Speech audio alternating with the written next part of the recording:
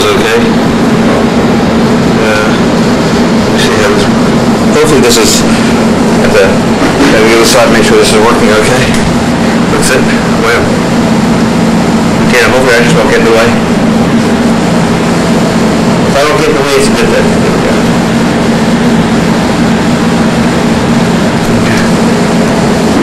Trying to put it up over here. Well, I'm glad you're finally here. And we can talk. What do you think? It's up to you if you want pictures, I'll let you see pictures.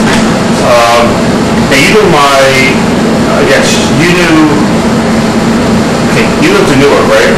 Yes. And then you knew, I guess, my great-grandfather, let me see, there was the Grubers,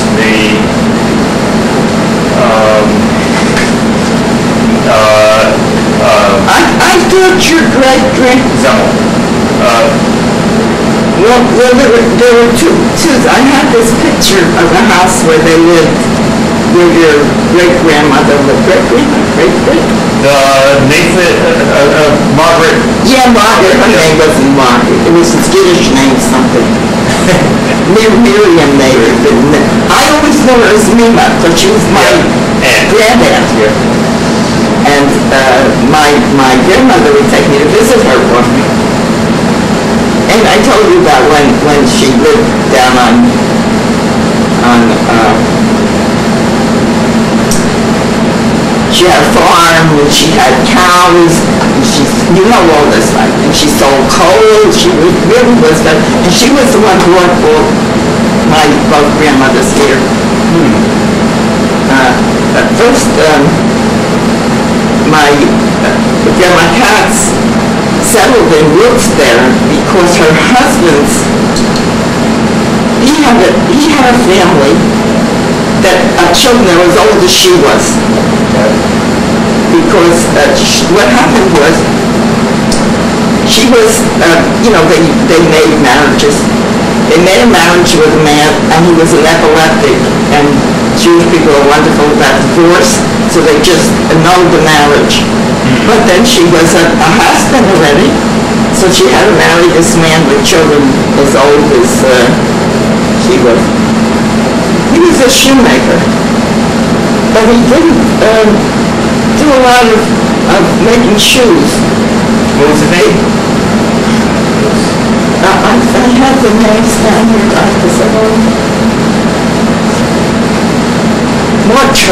I think like Mordecai. Okay. And so he was a big shot in the shul. My grandma, Dorothy Katz, too, very, very religious. And they need a minion, a minion is. So, but when you have a minion, they give you a little liquor. So my father used to go to lodge. He went to a Masonic lodge and segregated, of course, Jews. And he'd come home, he'd have a little drink. My mother would say, "Sugar just like your father." She thought drinking was terrible. Now that was Esther's husband. Mark, correct? No, I'm talking about my father. Oh, your father. It was Mordecai. Yeah, Mordecai. Was an Indian. Yeah. Exactly. But it was a shoemaker by trade. The other trouble with him, well, your great-grandmother, or Margaret, Yeah. she was the one got my two grandmothers to come to America. Okay. And why did they leave Europe? well, your grandmother told them it's much better in America. It's not good there. Well,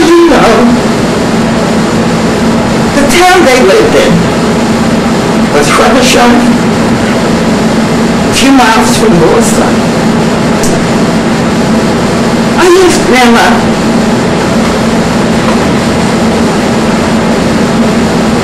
what were your forebears? She said they could only go back 2 generations.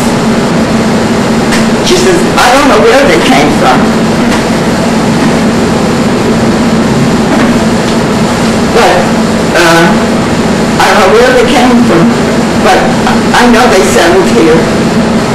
Their name was Takach, T-K-O-T-C-H, which means weaver in English.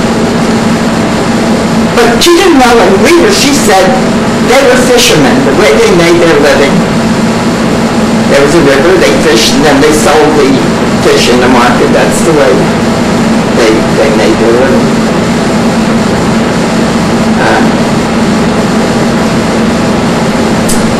I can tell you a little bit about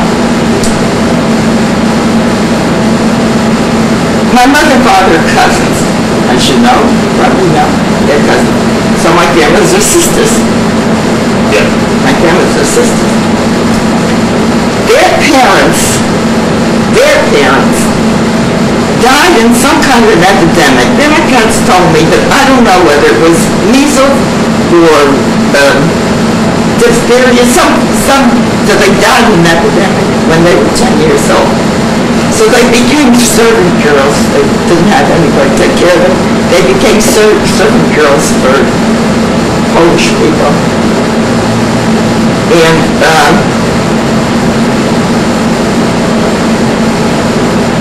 Grandma Tuck married my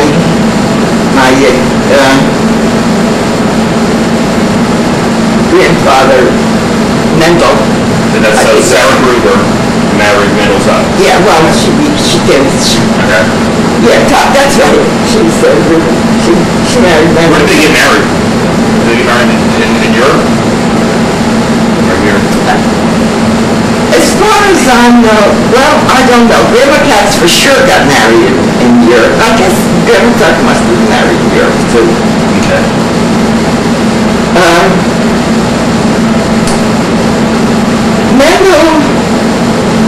Grandma Tuck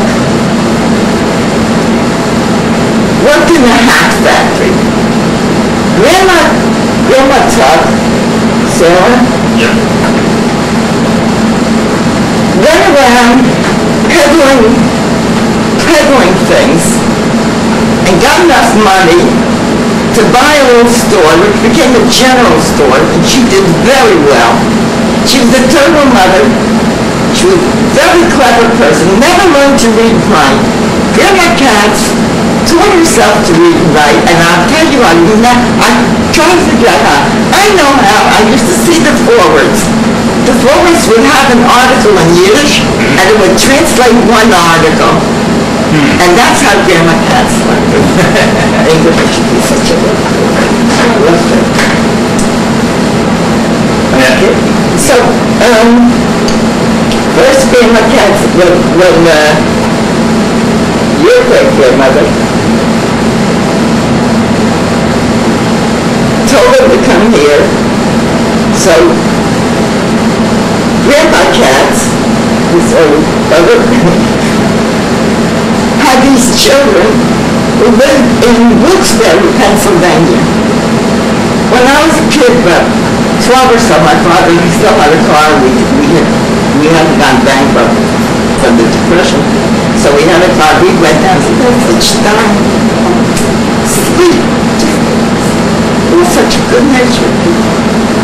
We got down to see them. We had a wonderful time. We were crazy about us kids.